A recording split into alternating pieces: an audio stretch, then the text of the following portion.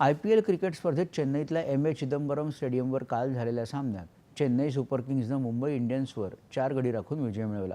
प्रथम फलंदाजी करत मुंबई इंडियन्सनं निर्धारित 20 षटकात 9 गड्यांच्या मोबदल्यात 155 धावा करत 156 धावांचं आव्हान चेन्नई सुपर किंग्जसमोर ठेवलं.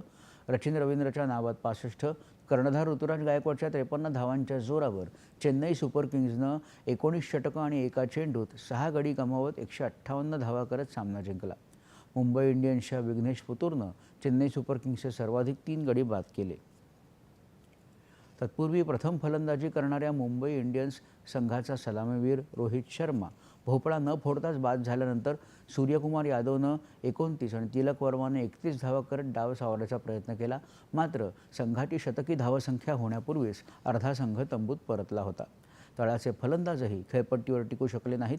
त्यामुळे मुंबई इंडियन्स संघाला 9 गड्यांच्या मोबदल्यात 155 धावाच करता आल्या. तर स्पर्धेत हैदराबाद इथं झालेल्या कालच्या पहिल्या सामन्यात सनरायझर्स हैदराबादनं राजस्थान रॉयल्सवर 44 धावांनी विजय मिळवला.